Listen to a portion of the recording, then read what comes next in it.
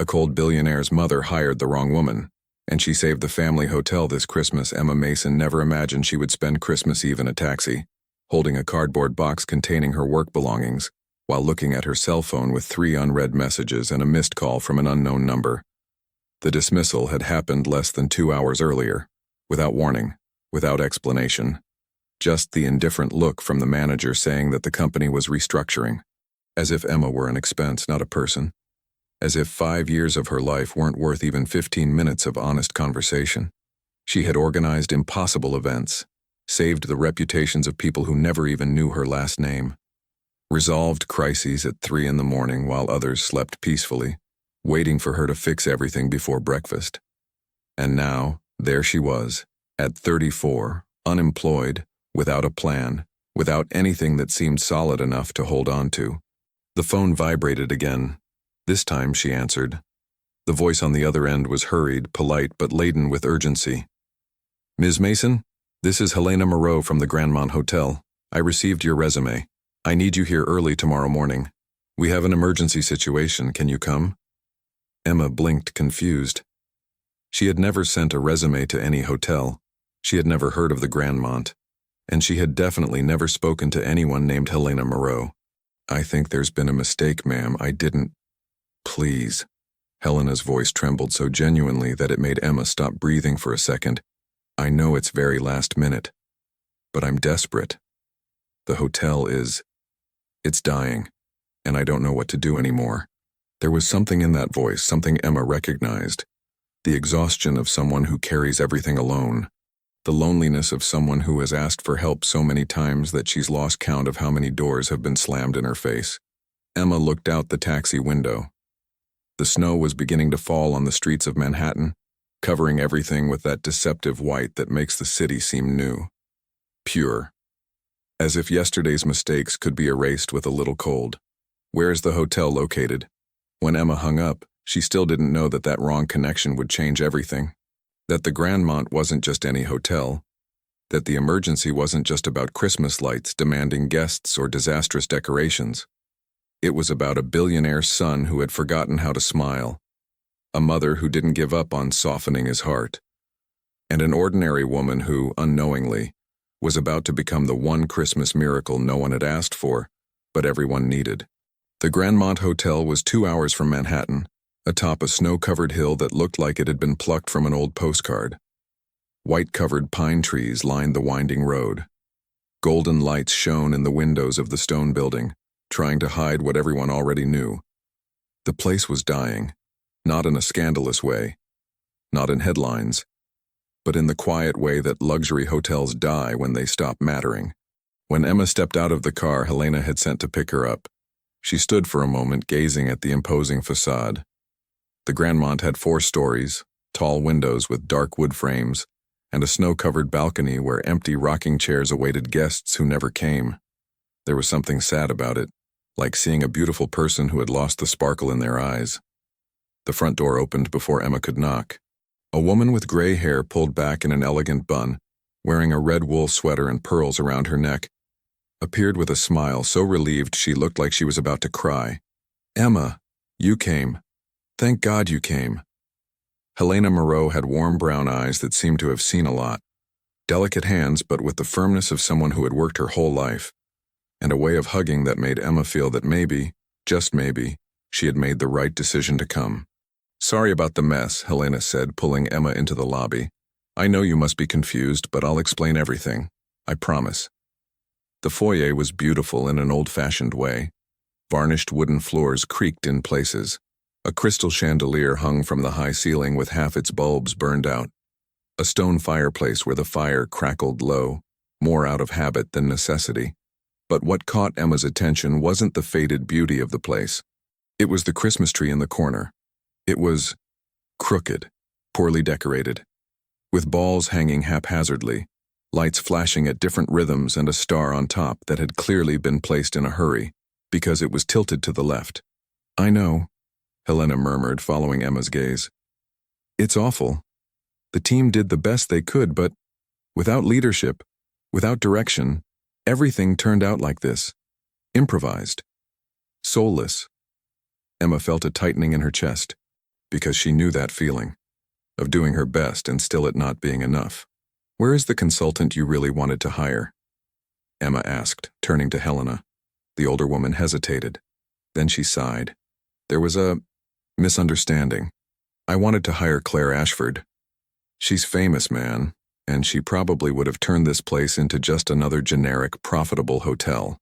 Helena gripped Emma's hands with surprising force.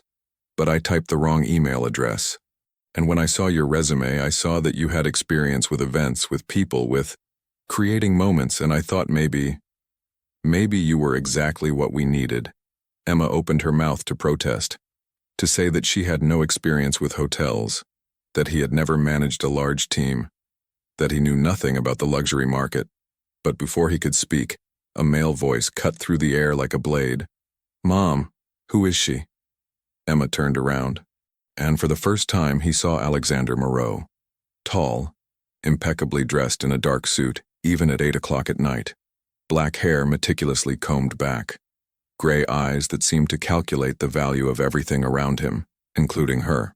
He stood in the doorway of the side corridor, arms crossed with an expression Emma immediately recognized. It was the same expression her former manager had, the same one so many bosses, clients, and colleagues had had over the years. It was the look of someone who had already decided that she wasn't enough. Before we continue, a heartfelt request. Please subscribe to the channel. I would be very grateful for your support. Emma didn't know what to say. I didn't know how to explain that I was there by mistake.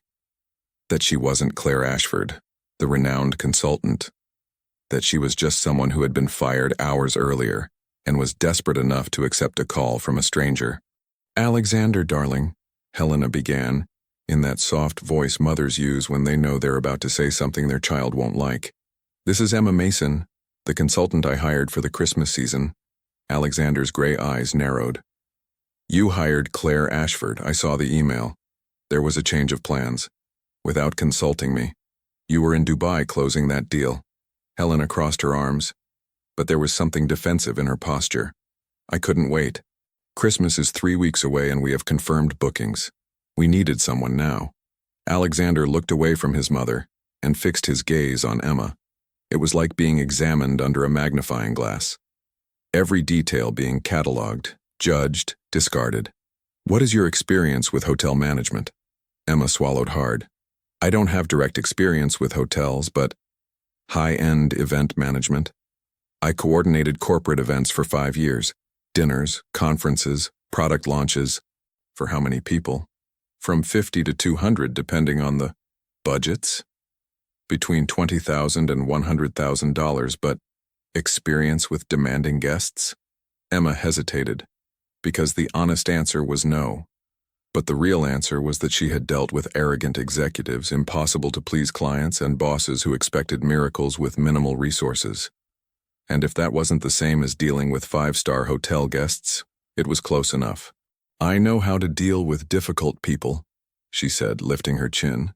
Alexander gave a smile that didn't reach his eyes. "Mrs. Mason, with all due respect, this is not a weekend corporate event. This is a hotel with 50 years of history, a reputation hanging by a thread, and a Christmas season that may be our last chance to turn things around." He took a step toward her. "You are not qualified to be here." The words were spoken calmly, almost politely, but Emma felt each one like a punch. Because he was right. She wasn't qualified. She had no experience. She had no reason to be there other than a wrong email and a moment of desperation. But she was also tired of being discarded, tired of being invisible, tired of hearing that she wasn't enough. "You're right," Emma said, and saw the surprise quickly pass across Alexander's face. "I have no experience with hotels. I've never managed a property like this. I've never dealt with guests who pay $500 a night." She took a step towards him. "But I know how to make people feel important. I know how to turn an ordinary event into something memorable. I know how to take an impossible situation and find a solution that no one else has thought of." Emma looked around the lobby. "And I know this place doesn't need another consultant who will suggest cutting costs, firing employees, and turning everything into something generic and profitable." Alexander crossed his arms. "So what does he need?" You need someone who cares.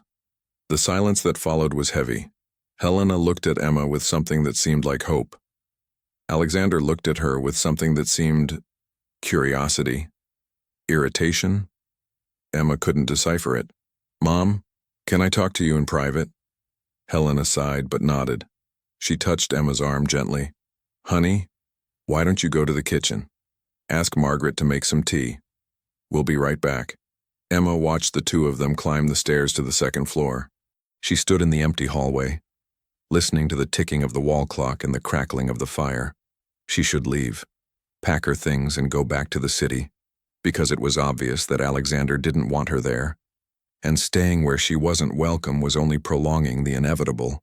But then Emma looked at the crooked tree again, at the half-lit chandelier, at the empty rocking chairs on the snow-covered porch, and something inside her refused to give up. The Grandmont's kitchen was bigger than Emma's entire apartment. Marble countertops stretched for meters, copper pots hung from the ceiling, an industrial stove that looked capable of cooking food for an army, and at the center of it all, a woman with gray hair tied back with a blue scarf wearing an apron stained with flour, hummed softly as she stirred something in a pan. Hello? Emma said hesitantly. The woman turned around and her face lit up with such a warm smile that Emma felt something tighten in her chest. Oh, you must be the new consultant. Helena told me you were coming. Come in, come in. It's cold outside. She wiped her hands on her apron and held one out to Emma. I'm Margaret, head cook, unofficial confidant, and sometimes therapist to everyone in this house. Emma shook her hand, and for the first time since she arrived, she felt that someone truly wanted her to be there. Emma, and I don't know if I'll be around long enough to be the new anything. Margaret made a disapproving sound with her tongue. Alexander scared you, didn't he? Don't mind him, dear. He barks a lot, but he doesn't bite. She poured 2 cups of tea from a kettle on the counter. Well, not too loudly at least. Emma accepted the cup, letting the warmth heat her cold hands. He's right, you know. I don't have the experience to be here. Experience is overrated. Margaret sat on a high stool beside the counter and motioned for Emma to do the same. You know what this place really needs? Someone who cares. Someone who sees beyond the numbers on a spreadsheet.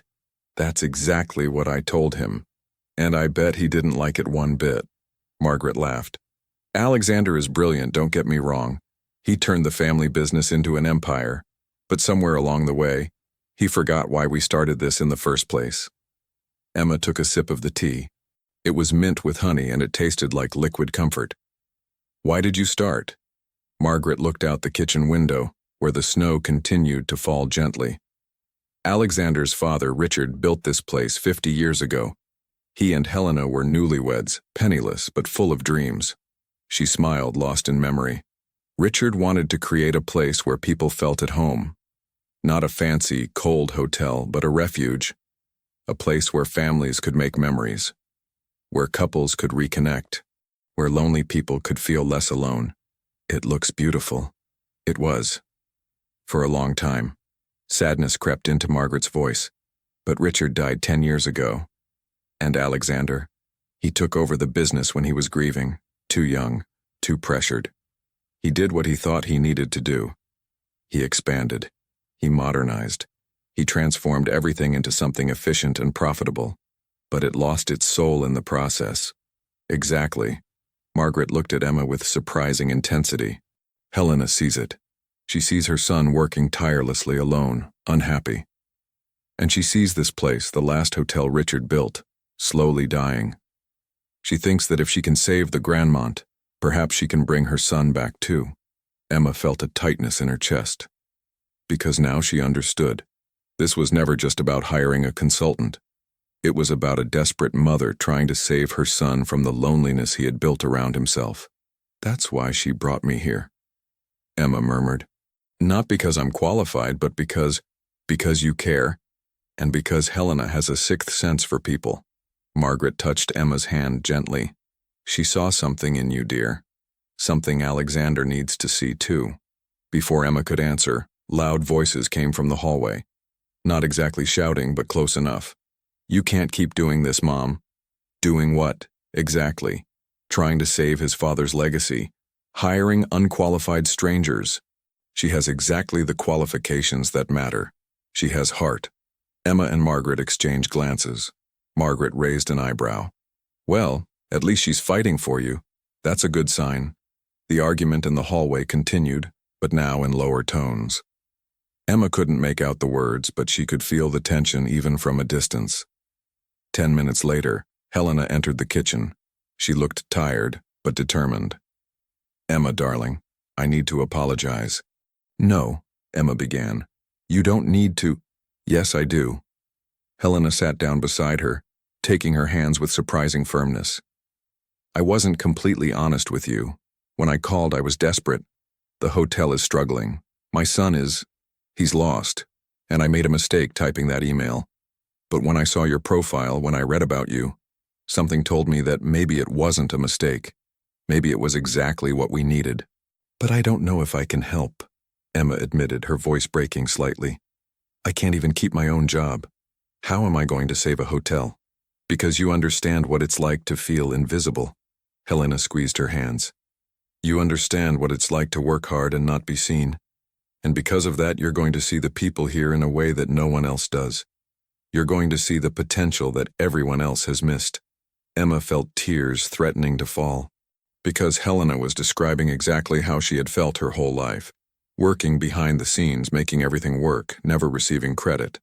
Did Alexander agree to this? Helena hesitated. Just a fraction of a second, but it was enough. He agreed to give you a chance. 1 week. If by the end of the week he feels it's not working, you can leave without resentment. 1 week. 7 days to prove she was worth something. To prove she wasn't just the wrong woman who was hired by mistake. It was frightening. It was risky. It was probably a bad idea. But for the first time in a long time, Emma felt something she hadn't felt in years. Purpose. Okay, she said, quickly wiping her eyes. 1 week. Helena smiled, relieved, and hugged her tightly. You won't regret it, darling, I promise. But when Emma went to the room Margaret had shown her on the 3rd floor, she wasn't so sure. The room was small but cozy, with an iron bed, a window overlooking the snowy forest, and a small ensuite bathroom. She put her suitcase on the floor and sat on the bed looking out the window. The snow continued to fall, covering everything with that impossible white. And somewhere in this hotel, Alexander Moreau was deciding whether she deserved to stay or not. Emma lay down on the bed, fully clothed, too exhausted to bother changing. She closed her eyes, hoping sleep would come quickly. But all she could think about was the way Alexander looked at her, as if she were a problem to be solved. An unwanted variable in an equation he needed to balance. Emma didn't yet know that in the coming weeks, she would become the single variable that would make all the difference. That Helena's mistake wasn't a mistake at all, and that sometimes the wrong person in the wrong place is exactly the right person everyone needed from the start. She also didn't know that downstairs, alone in his office, Alexander was looking at the dossier his mother had compiled on Emma Mason. Photos of events she had organized. Letters of recommendation she didn't even know existed. A resume that showed not only competence but dedication, passion, care, and for the first time in a long time, Alexander Moreau felt something he had buried along with his father 10 years ago. Curiosity about something that couldn't be measured in numbers. On the 2nd day, Emma woke with a biting chill and a feeling of belonging to something larger than herself, even if by accident. The hotel was an organism on the verge of collapse. Hustle and bustle in the hallways, a cleaning lady dealing with clogged plumbing, guests commenting on the uneven decor, and a suffocating sense of expectation in the air. Helena, however, seemed to have renewed her own strength simply because of Emma's supposedly misplaced presence. Throughout the week, Emma immersed herself in everything, far beyond the scope of a Christmas consultant. She organized impromptu meetings in the fireplace room, listened to stories from longtime employees, and tried to re-energize the team with celebratory ideas and small acts of kindness. Her suggestions were simple but effective. Warm cookies in the reception area, soft music in the hallways, handmade cards for each guest, a heartfelt letter from the staff along with the welcome gifts, all to recapture some trace of the Grandmont's original warmth. Alexander watched every move, sometimes with the coldness of someone about to fire someone. But the hotel responded. Guests began to offer compliments. Small laughs arose where before there had only been nervous silences. Margaret, the head chef, confided to Emma that she hadn't seen so much joy there since the founders' days. Simultaneously, Emma faced hidden setbacks and humiliations. A demanding guest complained about the color of the lights on the tree. Employees questioned her unorthodox method, and even Alexander, with his millimeter precision, inadvertently pointed out every flaw in the process. But Emma didn't allow herself to back down. She fought back with creative solutions, took care of the team, welcomed criticism with optimism, and continued to weave moments of value where no one else saw opportunity. Something changed on the fourth night. Emma noticed Margaret crying in the pantry. The loss of recognition, the silent overload, it all came to the surface. Emma stayed by her side, gave voice to her story, made sure to include it in the planning, and soon, that lady with the blue scarf came to be seen, even by Alexander, as a fundamental pillar of the hotel. At dinner that night, Margaret received a spontaneous, surprising round of applause from the guests, which moved the cook to tears. The hotel vibrated differently, even under the threat of cancellation due to an approaching snowstorm. With uncertain news that the logistics of the festivities might fail, Alexander called Emma for a definitive meeting.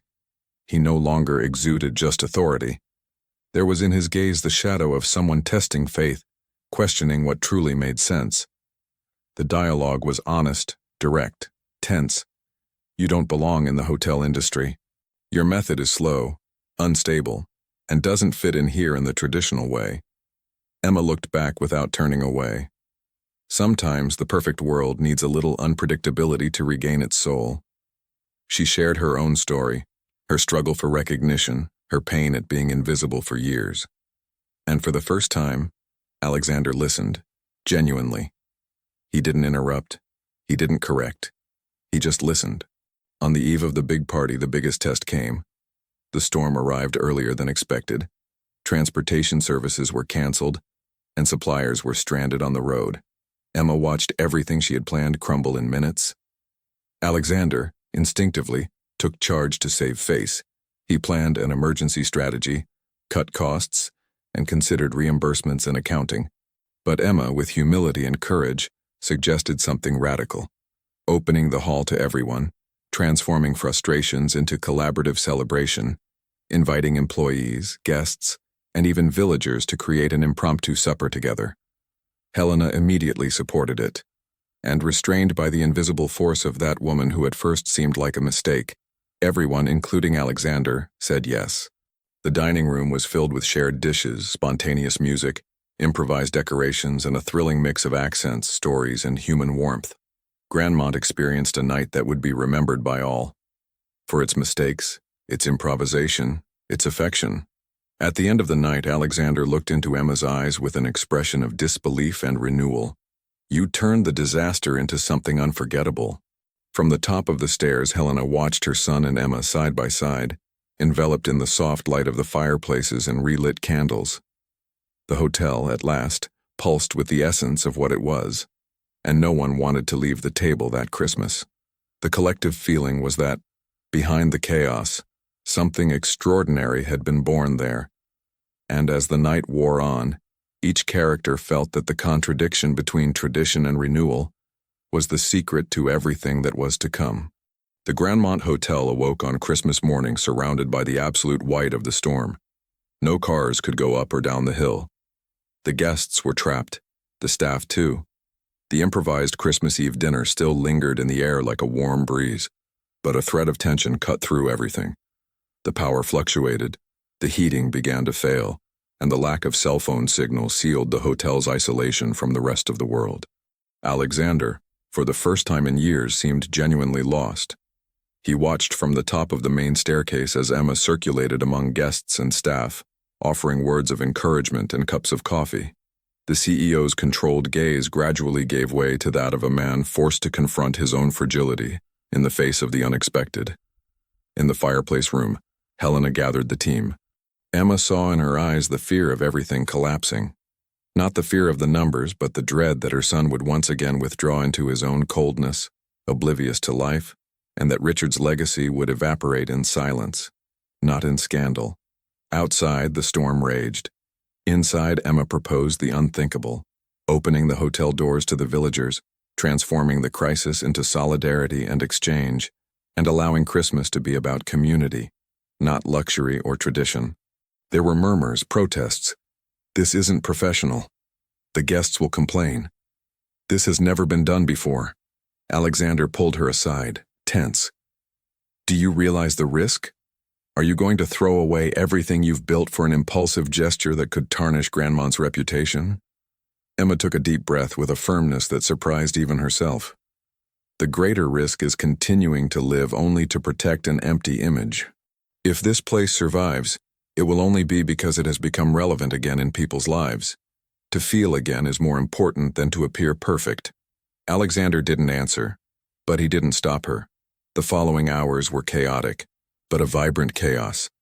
Locals arrived, bringing bread, cakes, stories, and old Christmas carols.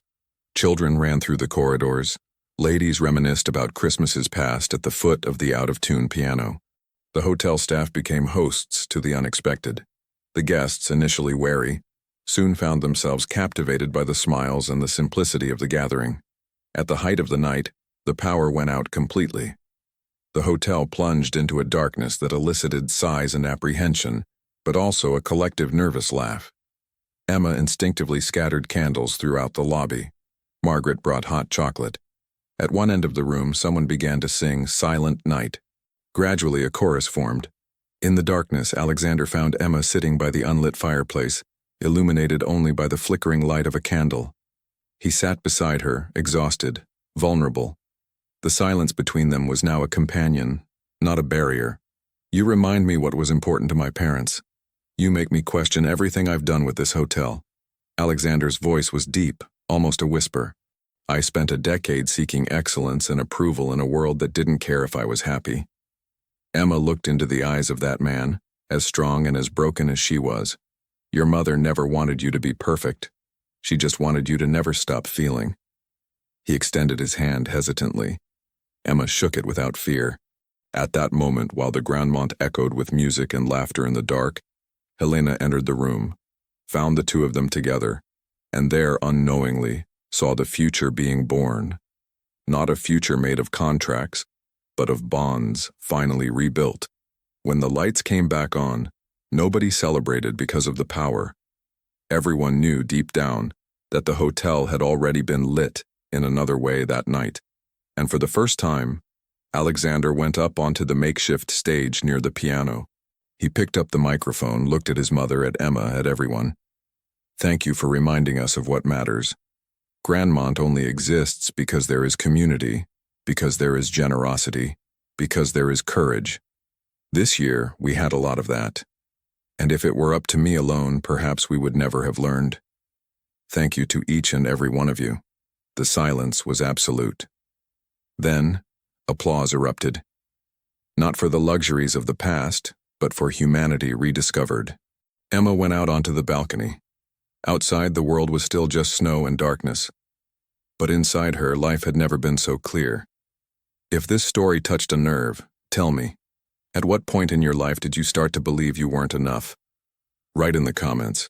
Your feelings matter and they are welcome here, without judgment, without rushing, just acceptance. Winter slowly bid farewell, bringing spring to the gardens of the Grandmont. Reservations increased, attracted not by grand announcements but by heartfelt recommendations from those who witnessed that unforgettable night. Letters from guests, residents, and even former employees arrived every week, echoing the reunion with small acts of kindness and the memory of a Christmas impossible to forget. Emma stayed. Alexander offered her a position, not as an events manager, but as director of experience and community, a role he himself acknowledged didn't exist in any other hotel, but was essential there. Margaret became a historical figure, a keeper of recipes and hugs. Helena began receiving visits from old friends, snacks with neighbors, and afternoons of laughter, far from the loneliness of yesteryear. Alexander, little by little, allowed himself genuine exchanges, learning to cook with Margaret, listening to stories from the village families, joining in the nightly dances, and allowing himself to be vulnerable in front of Emma. Between them, Affection grew slowly. Knowing glances, the touch of hands, new conversations late into the night on the garden benches. It wasn't a fairy tale romance, but it was real. It was hope and courage reborn in two people who had once been as invisible as that hotel in the shadows. At the reopening party, months later, there was no formal speech. Just an invitation for everyone to dance together, however they could. Emma realized that finally no one there needed to prove their worth. Everyone had been seen. On the balcony, Helena hugged her son and whispered, "Your father would be so proud." Not because of the full hotel, but because of the man who has regained his senses. Emma watched the lights in the distance. At peace, knowing that from then on she had broken her own cycle of invisibility and reconstruction. She would no longer depend on positions or achievements to be recognized, because she had built real connections, with her flaws, her pain, and her courage. In the final paragraph of this story, a promise is made. The Grandmont will not be remembered as a place of luxury, but as a place of new beginnings full of humanity. And Emma, Alexander, Margaret, and Helena continue, each in their own way, anchored in the certainty, those who have truly been seen never again settle for less. And for everyone who passes through Grandmont, there's a silent invitation. Every woman, every man, every lonely or forgotten person carries a light within them. Sometimes it takes a difficult Christmas, a perfect storm, or an improbable mistake to deliver that light to the world. In the end, every weary heart deserves a place to return to. If this story moved you, subscribe now to help me promote the channel, and so you don't miss our next stories. Also, leave a comment telling me where you're listening from. And remember, you deserve to be seen, welcomed, and loved, not just at Christmas, but every day of your life.